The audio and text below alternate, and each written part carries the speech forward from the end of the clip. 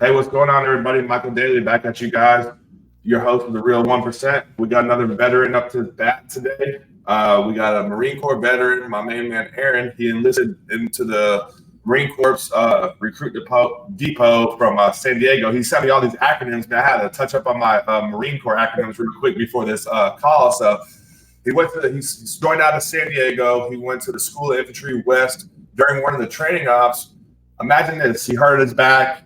He hurt his vertebrae. He had he had two herniated discs, all right, and try to press on. You know, when you're in the military, what do they tell you to do? They tell you to drink water, take a knee, take ibuprofen, and drive on. You see everyone else, suffering, and they're not really speaking up. No one wants to be that weak-minded person, right? That's the whole stigma that goes around in the military. So it seems from command sergeant major all the way down to privates, whether you're in the Space Force or the Air Force. It's always that stigma of, oh, you're weak, you can't go to sick call. So this is something that we're always trying to break and bring up so other people don't have to fall victim to this, because what it does, it bites you in the ass at the end of the day. So he got discharged after 3 months in a rehab company, and unfortunately he had no training classes or help when he got the military. That probably sounds familiar for some of you. I know it sounds familiar for me, because at the end of the day, I don't really have anyone in my corner when it was time to get out the military as well. So I'm really looking forward to diving into this conversation. I know Aaron's here for a good cause. He wants to share his experiences. That way other people don't have to go through the same things that he went through, that I went through, that everyone else comes on this podcast went through. We're trying to bring the knowledge out. That way you guys can succeed after the military, because whether you do 3 months in the military or 33 years, you're still going to have life after service. All right. So after the military, he worked a couple odd jobs. Sounds all too familiar. And then he's tried college. He got into the EMS program and he got his paramedic license, and he's been doing it for the last 10 years. Some of his goals is to become a lead instructor. That way he can set the example for the new recruits coming into the medical field and paramedic school coming out, and use some of the leadership principles from the Marine Corps and bring that over to the civilian sector, which doesn't sound like a bad idea at all. He was 0311 Infantry while he served. And without further ado, Aaron, how you doing today, man? That's bad, Michael. How are you? Not bad, man. I can't complain. 80% don't care, 20% glad it's you. So, might as well just keep your mouth shut, dude. But nah, man, appreciate you coming on. And I just wanted to first start off and ask you, what made you join the Marines? I joined the Marine Corps because I wanted to be military. I wanted to put in that service, give something back to the country, that idealistic angle that I think most of us took when we decided to sign that blank check. Yeah. And then I got in and I liked it for, I was in for a short time, grand total of 9 months. That last 3 months being in the rehab company after I got hurt. That was really the end of it. I knew there was free college. I didn't really care about that. I figured I'd pick up classes here and there, but I wanted to be, that heart of service that there's other people who talk about doing for people who join the military. Right. You said earlier, like a minute ago, you were thinking about doing 20 years, right? You were thinking about doing the long haul from the beginning. Oh, yeah. I wanted to retire from the military, kind of figure things out from there. Right. So what ended up ultimately happening when it's so short-lived, 9 months, man. It's like you went to basic training, you probably went to your schooling for the infantry school, and then you got right on to training, and then boom, have an accident. What was going through your mind when you got hurt? When I got hurt, well, the initial injury, I thought, okay, it's not that bad. I pinched a nerve or something. Keep driving. Right. Well, then it got to the point we were digging fighting holes, and I had to move this friggin' boulder out of the way. Tried to pick it up, and that was where my back gave out. And of course, some of the NCOs there are going, you're not hurt, you're fine. The doc finally comes over and starts examining me. Everybody got real serious, and I got no idea what's going on. All I hear is the doc say, hey, look at this deformity here, and he's touching right along my spinal column. Damn. Panic of, am I going to be able to walk if I move wrong? How screwed am I here? Got taken to the ER, sent over to the rehab company, and spent 3 months there with them telling me it's a muscle strain. Well, then they took almost 3 months to do an MRI. And as soon as they got the results back from that, they said, Oh, yeah, there's a possible fracture here. You got 2 herniated discs. Get out. And just kicked me home. Like, I think from diagnosis to my feet were back in my home state was about a week. Wow. So what were you doing those 3 months when you were in that like rehab company? What did they have you doing? Were you just like on standby? Were you going to appointments? Were they making you do details? How'd that go for you? It was, depending on, I guess, kind of how much you were willing to do, it was a nightmare because you were either sitting around in the squad bay, getting sent on working parties, and then they'd have shuttles and stuff to get us to the appointments at the Naval Hospital on Camp Pendleton. Excuse me. Um, but like, I think, what was it? My first day that I was cleared off a bed rest and good to use for a working party, I got sent over to help move some stuff out of connexes, and they're like, "Hey, help these two guys wipe up riding lawnmower into the back of the pickup. Just pick it up and throw it in there." I can't do Right. that. After you just messed your back up for the last 3 months, and the one day that you get cleared to go back, hey, go move this John Deere. Yeah, that's pretty smart. Oh, that wasn't even after 3 months. That was, I had bed rest for 2 weeks after I left the ER, and after Okay. 2 weeks I was cleared for a working party. Go pick up this lawn tractor. That's a damn shame, dude. So you pretty much had, seriously, dude, just flat out honest. Like, so you pretty much had no one looking out for you. Like, Sure. hey man, this guy got to take it easy. Like, did you know when you were going through that 3 months that you were gonna get either med boarded or like you didn't even get med boarded? They just put you out like on a medical. Like, what was even the? I guess what was the proper terminology for it?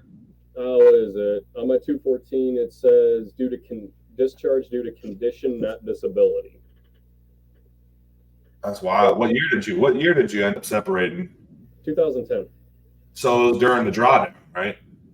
The Marine Corps, beginning of it, yeah. the beginning of the drawdown. So yeah, I talked to someone the other day, and they were saying something along. They didn't get hurt like that, but they were just saying he was a reconnaissance teams leader, and he said that they were going back and forth about you had to have like if you had 12 years or more as a sergeant, then they put you out, and he said they told him in Afghanistan. Then as soon as he got out, he was getting ready. He got pretty much shafted and got thrown out, the military just because he had higher time in service. So that's sad to hear that, dude. Honestly, man, just to be honest with you, like, like you said, you sacrificed your life, you signed up to serve your country, and you figured that you'd get taken care of just a little bit better, especially if you're hurt.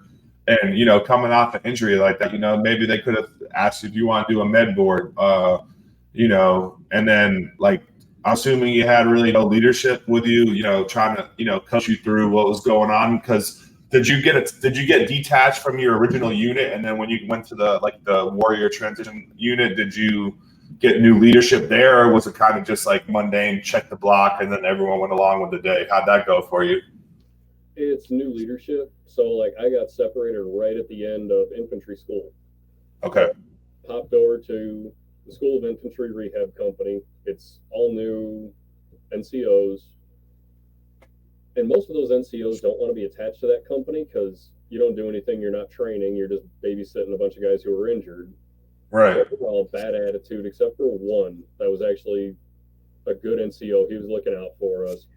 But everybody all the way up to the first sergeant, beyond this one sergeant, didn't want to be there, hated being attached to that, and just wanted to get back to the training companies to go do their job, which in a way I understand, but at the same time, why are you giving these guys a hard time? It's not their fault if they're getting hurt. Yeah, absolutely. You're getting punished because something went wrong. Essentially, that's out of your control. But man, what was going through your mind when you were going through all this stuff? For the most part, at the time, I was still hopeful. Like, this will heal. I'll be able to get back out to the training company, finish up what I need to do, get to my unit. We're going to continue on where we wanted to. And then as time went on, it's like, okay, they gave me the option for a med board. Okay. When they found out the extent of the injury.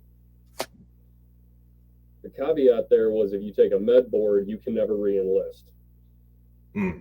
Or you take your admin stuff, basically is what it is, spend 6 months civilian side, and then you can try and get back in. I spent 4 years after that trying to get into. I tried to re-enlist in the Marine Corps 3 times. I tried the Army twice and kept getting denied because then it was the height of the drawdown for everybody. Right. So there was no way they were going to take somebody with a med record behind them. Right. And yeah, so you were hopeful that you were going to get out, transition back, heal up, get better, then come back in. But little did you know that the whole time it was even harder because you probably went in around like, yeah, you were going in. What did you join 2009 then? Yep. Okay, so yeah, so probably right around then. I joined in 2007. They were handing out waivers for everything. You know what I mean? It didn't matter. They needed people to get in, right? So then you went to the next phase, and then they were looking to get everyone out. So you were always thinking about getting back in. Now, when you found out that you were going to get out, did you start devising a plan of doing something in the meanwhile, or were you just set on getting back into the Marine Corps?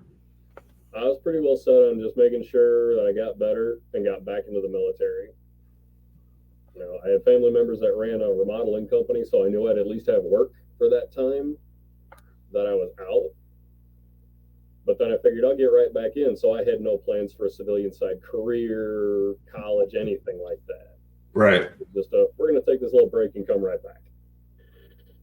It didn't work. Yeah.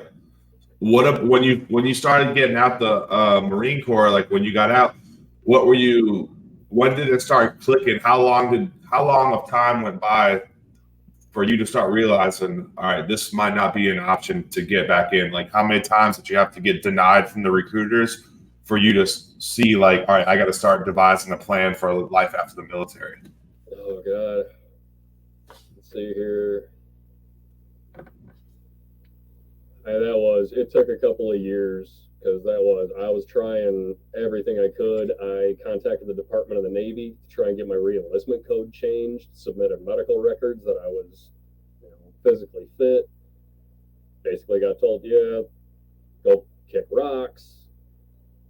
Tried the Army, and then it was okay, now I gotta fit. Like, it was years that I was just constantly pissed that I couldn't get back in, and did not like working on the civilian side because it's not where I wanted to be. It's not what I planned for. So that adjustment was rough.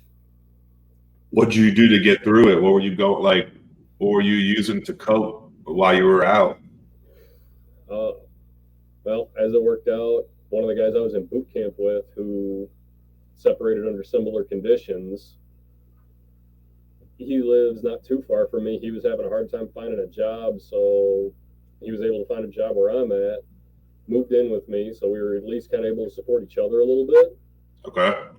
But otherwise, it was just try and stay busy. I worked ridiculous hours just to keep my mind occupied.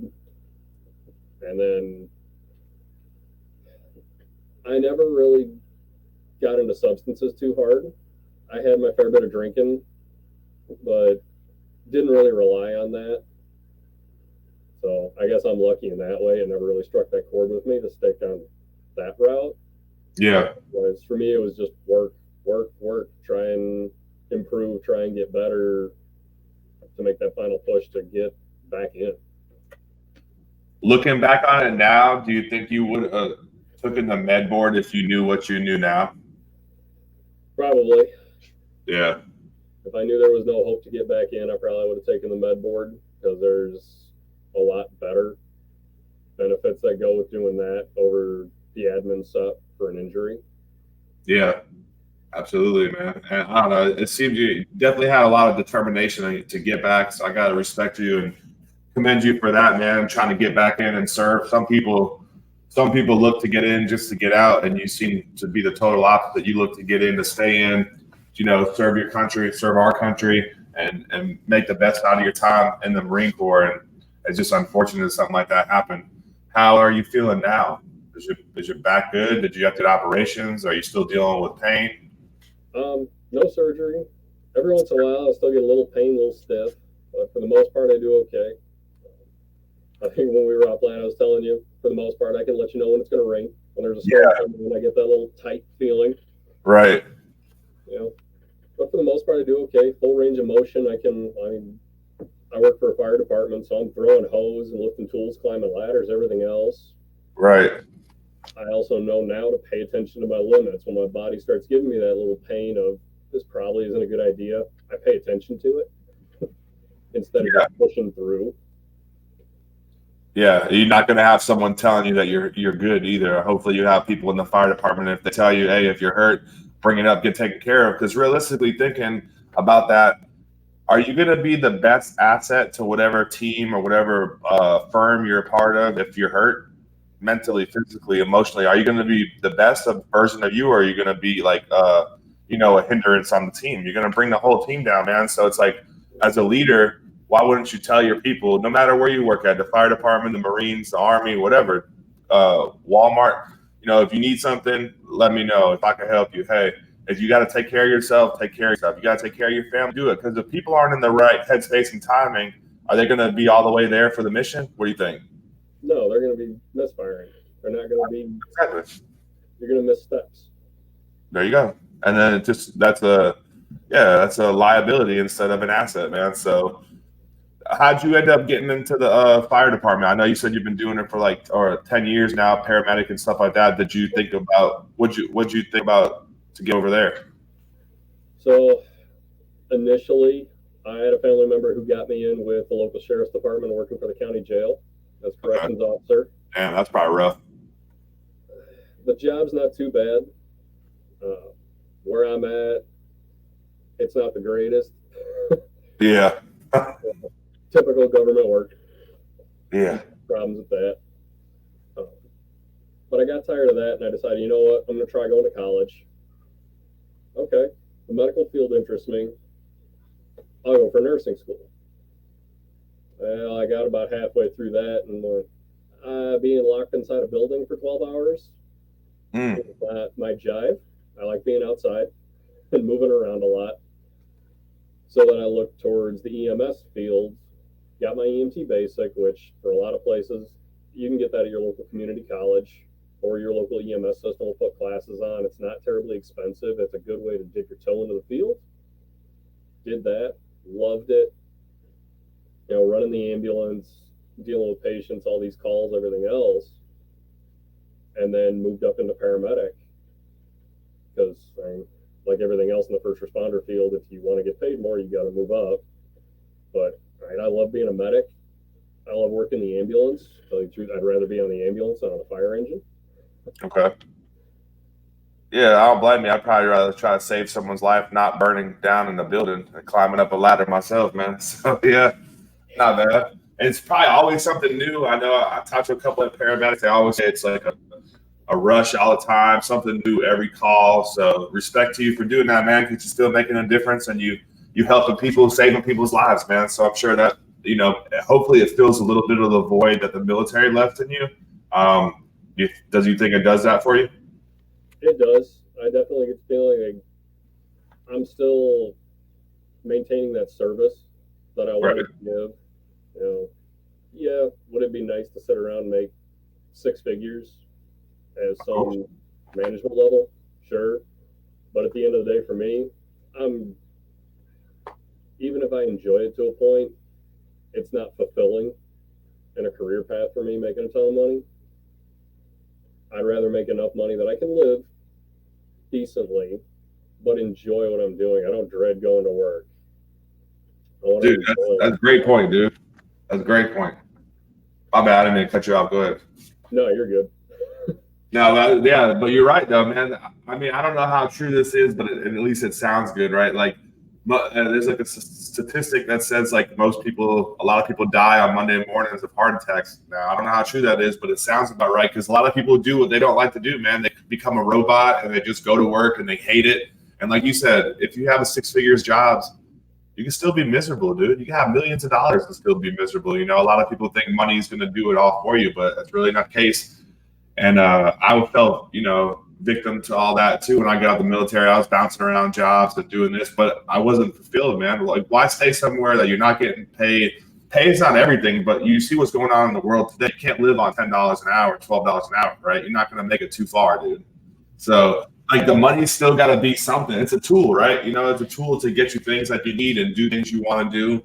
But yeah, man, like I feel you on that fulfillment part. You know, you got to do something that you enjoy doing. That way it doesn't seem like, oh man, I got to go in here and do this today and it's got to drag out. But seems like you found your calling and you're doing it. You've been doing it for 10 years. So that's good, man. Respect to you for doing that. Did you use your own money, or did you get any of your GI Bill that you were able to use for all this schooling, or did you have to come out of pocket? It all came out of pocket. I found out the hard way that I wasn't, because at that time they're doing the drawdown, everybody's getting out.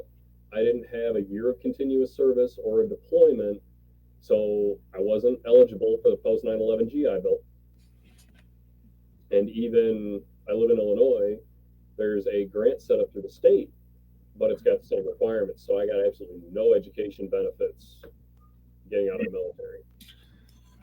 That's a hard pill to swallow, dude.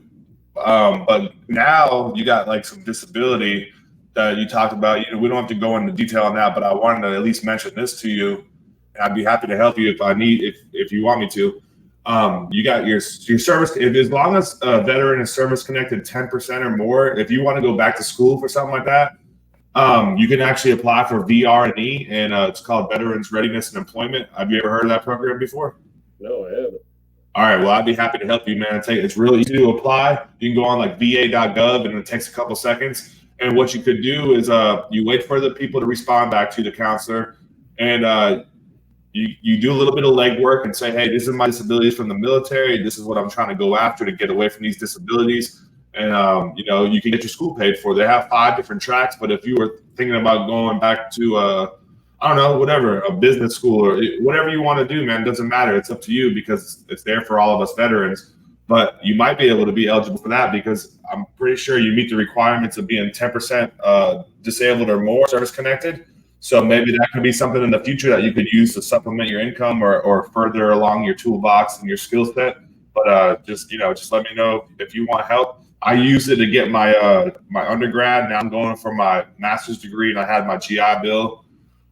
So I think it's great, man, because you get paid to go to school. It's not like everywhere else where people are coming out of pocket and they're miserable to go because they're taking student loans or they're going in debt.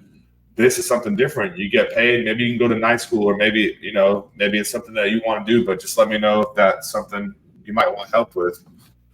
Yeah, I'd definitely be interested because I need to go back to college and finish off something for a couple of things that I want to be able to do in my career, like become a lead instructor. There you go. There's more college time. There you go. Yeah, dude, I got you, man. It's easy, dude, and it's not. I'm pretty sure you probably get a. It's kind of funny, not really, but it's kind of sad at the same time. You got like these people that think they're these counselors. Some of them are cool. It's like some of them are bad, right? I had a bad experience with my first one, but then they think they're these gatekeepers to this money and these programs that are there for veterans. But hopefully you're going to have a lot better experience than me and just like do your own due diligence before you get in there and go in there with a plan. And, hey, this is what I'm trying to do. Read up on the program. I'll send you I'll send you the website and stuff, but it's all out there on the website, man, in black and white. You just do your own research and say, hey, this is what I got. This is my disabilities. This is what I'm trying to do to get out of this career path so I'm not always on my feet, and they should be there to help you, man. So let's get on that after we get off this call, and we'll go from there. So because if you could go back and talk to someone or to your old self, or what would you have done differently when you were sitting in those in that rehab battalion just waiting to get out, because you said there was no training classes. You had nothing to do. So what would you do, or what would you tell someone else to do that might be in the same scenario? Hopefully they've gotten all better at this time, and they have all these programs to leave the military and fellowships and stuff like that. But it seems like you weren't awarded the opportunity to do that. So if you could talk to someone or your old self, what would you tell them? Anybody who's there now, I'd say whatever kind of, I know the military has some online programs that you can do. Just they're easy to go through the networks on base. Take some little classes, things like that. They never really offer it, but I would start asking if you can go to an MOS change because a lot of people get hurt in the infantry training battalion. If they can afford it, look for an MOS change. You can always lateral back over if you want to, but do something that's going to keep your motivation up. I would also recommend maybe not staying infantry because it leaves you with no post-military skills that anybody cares about. Yeah, unless you want to be like an armed guard contractor, law enforcement, right? But yeah, you're right though. It's kind of not that many transferable skill sets. The more you stay in the military, I guess, you get more leadership schools, and you go to what's that school you guys have for like corporal's course and all the other schools that they have in the Marines and the military, as you rank up. But like for someone like yourself, yeah, you're absolutely right, dude. Like you only did a couple months in. It's like how much you got some great training, I'm sure, but it's not like if you did 10 years, hey, I was a staff sergeant, I got all these numbers and figures below my resume that I'm responsible for, and that can transfer to, okay, well, he can be a manager. For someone like you that got hurt so fast, man, they might look at that like, well, why are you going to do something with this if you got hurt in the Marines? Why were you only in for 9 months? They would already question that. Did that ever happen to you, like when you looked for jobs, or did you never want to really be a part of like anything minus a law enforcement that really checked that background like that for you? Yeah, other than the couple of times I tried to go law enforcement, nobody ever really asked about it. Okay. I mean, they'd see, because of course you got to check the boxes. Yeah, veteran. When you do your applications and that, they ask you about it, but they don't go that far into it. Okay. All right. Hey, when did you start working on your disability? Was it when you got out the military, or was it when you're in? Did you even get the chance to do your claim while you're still like at that transition unit, or how'd that go? No, I didn't get on that until, let's see here, I got out when I was 19. I think I started on that when I was 22 was when I finally got hooked up with the VA to start doing a disability claim. How'd you find out about it? I just kind of stumbled into walking into it. A couple other my buddies who were, ex-Army, whatever, were asking me, they were bugging me, hey, did you go do this yet? Did you go do this yet? I'm like, no, I don't even think I qualify. Go find out. So I went and found out, went through the whole process, and that's where we wound up. What were you telling? How many times did they have to ask you to go do it? Did they ask you a lot? Yeah. I was real stubborn about it because I also thought if I started drawing disability, then I won't ever be able to get back in. Right. Yeah, you still always had that in the back of your mind, like, dude, I'm trying to get back in. I'm trying to get back in. So I can see that. Well, that's why you didn't want to do it. But damn, dude, what would you tell someone that might have, would you tell them to wait like you did, or would you tell them to go right away and have as soon as possible? I go as soon as possible because then it's going to be maybe not easier, but all the paperwork's easier to find to track that condition, track your claim through. Because I had to jump through some hoops. Like I wound up contacting headquarters of the Marine Corps out on the East Coast and saying, if there is a piece of paper with my name on it, I want a copy of it. Absolutely. They sent me a FedEx box about that thick that had every piece of paper from the time I signed into the delayed entry program until I got discharged. Okay. Did you never got no paperwork when you got out though? Not much. I got my DD-214. I took a copy of my service record because I knew I was entitled to a copy of that. I was not given a copy of my medical record. And after that, it was just whatever paperwork I had showed up with, like my orders for the school and stuff. Wow, dude. I was just thinking about how crappy that is just to be over there, sitting there, waiting, in the bay, or, just sitting around doing nothing. They didn't have the wherewithal to say, hey, let's get these guys over to the VSO and make sure they get a claimant. You know what I mean? Like, I got out in 2015, and I know that it was on the table for us to go to the VA and at least try to get a claimant before we got out. And I know if you retire at the military, I think you can even go like a year out and get that stuff started that way. Like when it's time for you to get out the military, it's all in order. Because like you said, don't wait. Why are you going to wait? The paperwork might be missing. You're going to have to jump through hoops. You're trying to work a job and survive on the outside. You're going to make excuses. Your friends are going to your real friends are going to try to, bite down and say, hey, man, what the hell are you doing, dude? Go take care of yourself. And you can say, dude, I got to work 80 hours a week, man. Where am I going to go? The VA is open from 9 to 5. I'm working night shift and sleeping all day, or vice versa. I'm working all day and sleeping all night.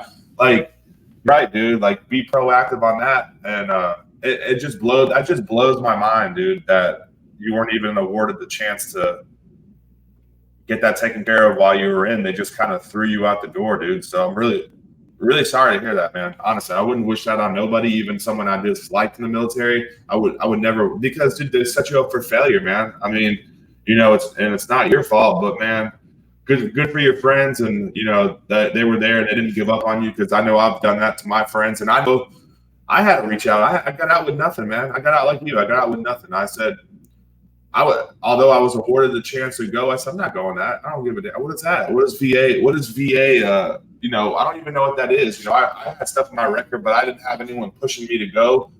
But I just take the blame on myself, because it was up to me to make that happen, and I did it. So, damn, dude. Did you know other people that were getting out and got the same thing as you? They were doing that's like the masses, pretty much, like just sending y'all in and then sending you out. Oh,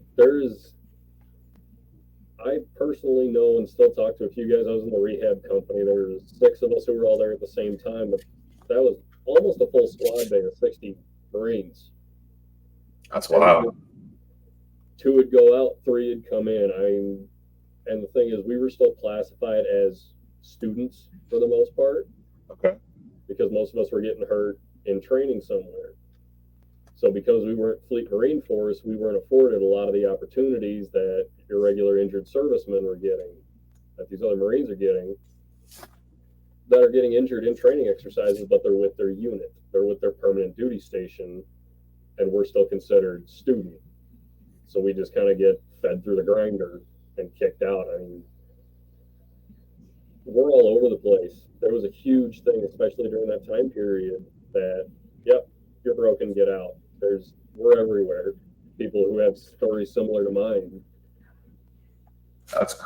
I know one of my good friends. He was in basic training with me, and he tore his MCL, and he got held over a little bit, but he got thrown out. He got thrown the boot too, man. It took him years just to get 10%.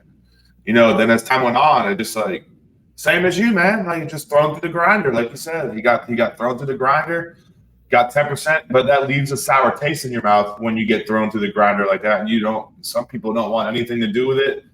Some people, if you are probably like you, like, dude, I want to get it. I want to get back in and do this. Like, this is what I really want to do. And you're like, you're not really looking at it like, oh shit, I got thrown through the grinder. You just like, all right.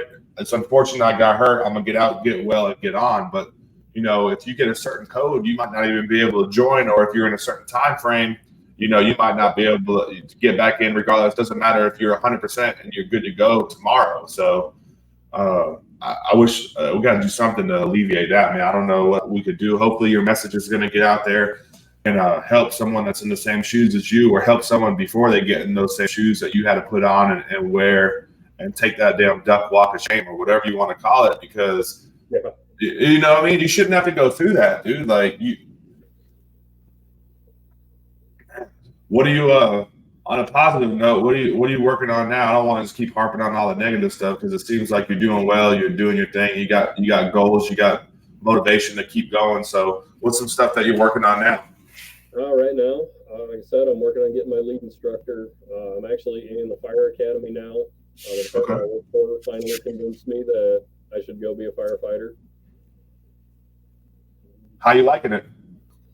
I don't mind it. I like the technical aspect. So like my plan there is, as soon as I graduate from fire academy and I've got my fire certification, I want to do high angle rescue, technical rescue. Okay. I like all that search and rescue stuff. Running into a burning building, you know what? I'll let somebody who's a little younger do that. That does not appeal to me. There you go. You try to be a smoke jumper like David Goggins, man. You get up there and be a smoke jump rescuer, whatever he does out there, man. You do something like that, parachute in. That I would do. I did one run a wildland fire with another buddy of mine who works in land conservation, and they do control burns a lot. So I go out there and help them just in case it gets out of control, and we got to re-corral this fire. I love that. That was fun firefighting. Okay. So yeah, I definitely do smoke jumper, cut fire lines out west if I get the chance. That'd be an awesome experience. Yeah, you can do it, man. You can do anything that you want, dude. If you just keep going and grinding and you don't make it happen, dude, I believe that you can do it. So, what's one of your proudest moments of being like a paramedic? What sticks out to you? My proudest moment, probably the one time, and I never ever want to do this again. I delivered one baby in the field. Oh wow! It was an amazing moment. You know, show up at this house. Obviously, parents are there, and they teach us how to do it in school, but it's one of those things we don't do very often. So it kind of it scares the living crap out of you when you walk in there. Oh God, this is happening.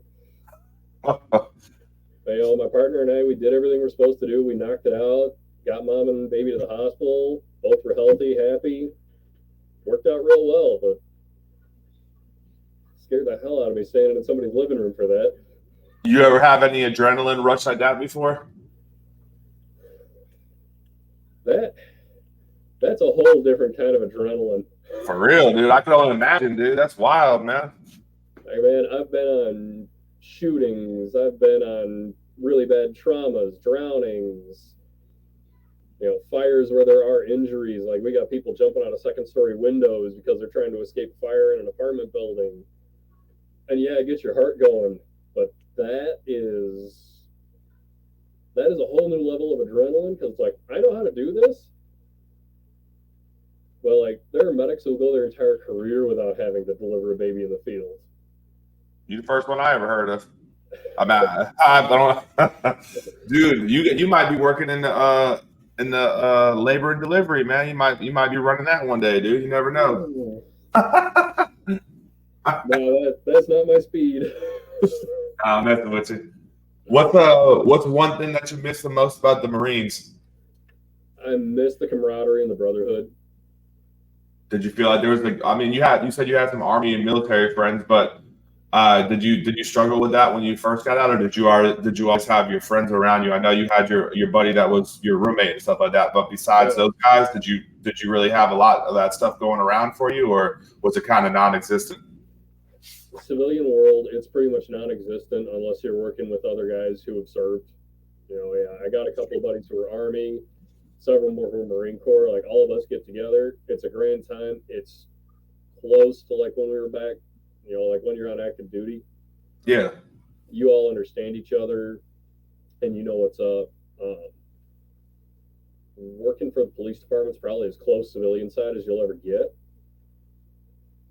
And then fire service is somewhere behind that.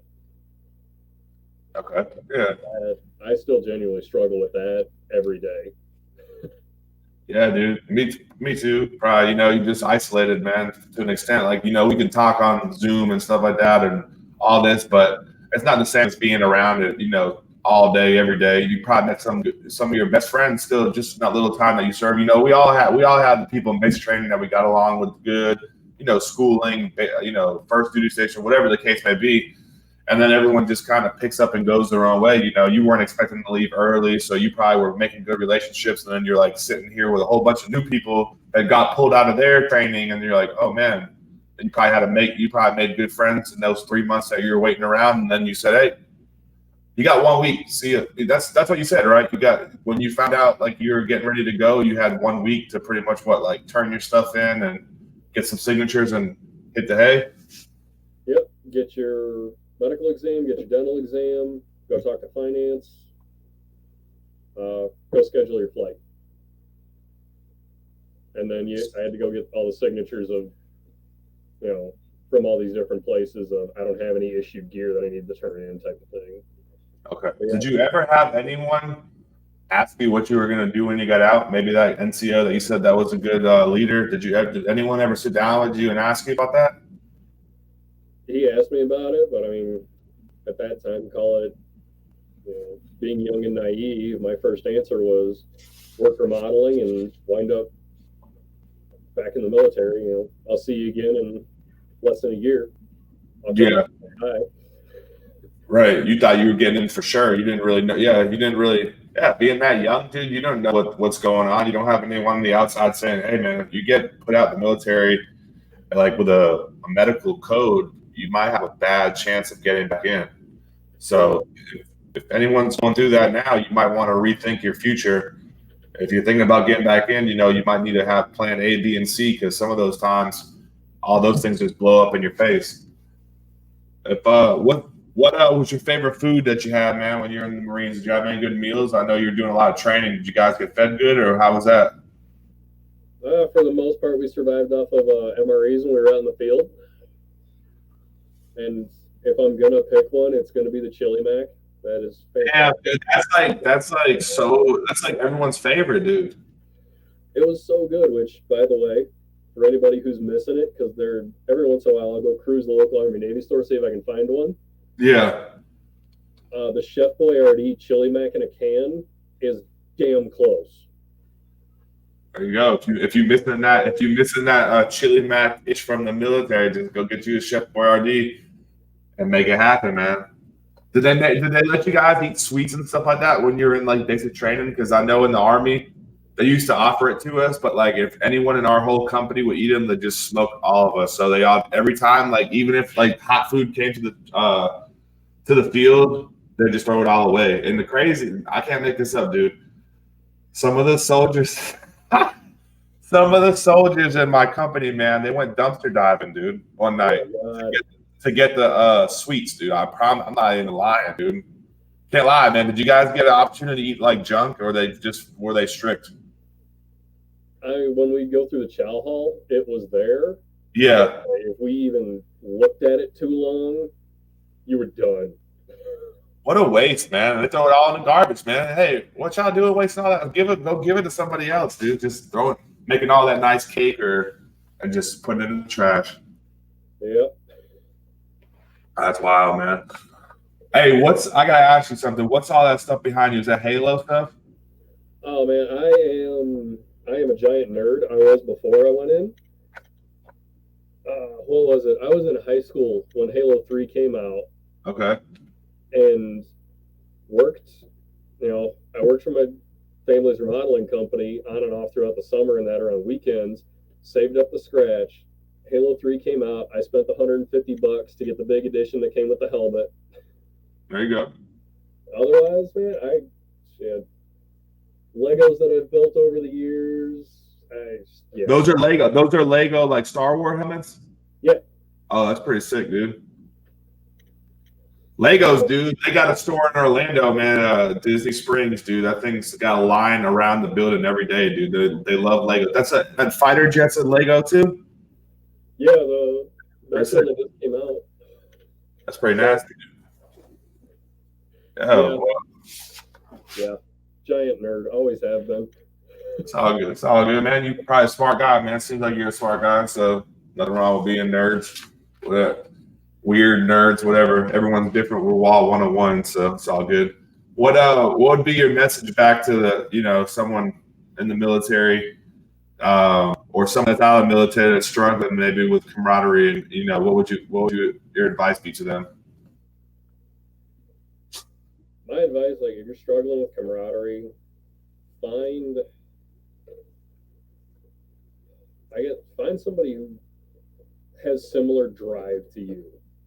Like if you're that person who wants everything in order and you want to get things done, find somebody where you work, where you go to school, whatever, that you can work with who's similar to that. Even if they're not quite as high drive as you are, if they're close, because that'll allow you to divvy up tasks. It'll allow you to have somebody there who thinks similar to you, because I think that's the big thing is in the military, we're all taught to think more or less the same: mission, mission, mission, get it done. That's true. Civilian side, a little harder to find people who are like that. So find somebody who's close to your drive, because at least then while you're working, you've got somebody who you know you can count on to help you get something done. Or if they're on the opposite shift to you, hey, I started this, can you finish it up for me? And you know, more than likely they're going to get it done for you if they have time. Yeah, that's good advice. Do you work with the same partner, and when you go out on the road for work, have you been with the same partner for a while, or do you guys switch it up? I actually just got a new partner. We finally hired a full-time partner for me in my position. So, you know, he's brand new to the field, so teaching him the ropes, showing him how things roll out on the street, always fun time. You drive or the passenger? Usually I ride shotgun. Okay. It's because what it comes down to is, like, I work with an EMT basic, so Okay. most of the calls they can't take, so they usually get stuck driving. Gotcha. So, and that's kind of the weird thing in my spot is you'll get some medics who want their EMT to just drive all day long, and they won't let them do much. But if you don't foster that person, you know, they're new to the field. If you don't foster their interest in the field, you don't let them do stuff, they're going to lose interest real quick. And there's a national shortage of emergency responders. Absolutely, dude. Yeah, you're right. It's just like the military, man. If you're a good NCO, you're gonna take your soldiers underneath your wing, show them the ropes, and it doesn't have to be the military. Realistically, in anything, if you give someone the opportunity to do stuff and make them feel a part of the team, I mean, it's only going to make matters better for anyone around them. You know, let them have some opportunity to buy in. You know, give them some chance, like you're doing, man. So seems like you're doing a great job and keep up the good work, and hopefully I can help you, get on the right track so you can get your rehab going. And if you need help with your disability too, because I know we talked about that before, just let me know, man, because, you know, there's people out here that are willing to help you. But sometimes if we don't know where to go or what to turn to, then it feels like there's nobody. But just rest assured that there are people out here that are going to help you, and I'm going to help you too as soon as we get off this call. So I just wanted to say thank you for, stopping in, being vulnerable, sharing your experiences, and, just putting it all on the line. And for someone else, they don't have to go through the same thing that you had to go through. So, I mean, that's all from me. I just wanted to open it up to you and see if you wanted to close us out with anything, and then we'll shut it down for the day. Yeah, I appreciate you having me on here and let me talk about this, because there's not a lot of room left for people in my situation to talk about what happened to us. How do I want to put this? I don't want to necessarily say ignored, but we're not exactly given much room to talk about what happened, because most of us didn't put in the 4 years, or we never made it to our unit. So it's just we're kind of a hidden, swept under the rug, or not majority, but group that everybody kind of forgets about. Yeah, well, if you know anyone else, you can still contact them, let them know that I'll be happy to have them on so they can share their experiences, because all you guys' stories matter. Everyone's story from the military matters. And you're right, there's not really a lot of outlets that, want to talk about it. But I'm glad that you took the opportunity and the time to speak up. And, you had the courage to do so. A lot of people don't like to talk. A lot of people don't like to come on the camera. I didn't like to do it at first, too. I love talking, and it's just something about the camera. But once you just get on here and we're just having an honest conversation, and what we're doing is trying to help people. So at the end of the day, I appreciate you, man. And I look forward to, keeping in touch with you. Everyone for listening in. Thank you guys for, another hour of your time. Hopefully, if you know anyone from the military, you send them my way. We can get them on and have their story shared as well. And I hope you guys all have a great day. Thanks again, Aaron, for coming on, man. Look forward to talking to you later. Absolutely. Thank you. All right. Thank you.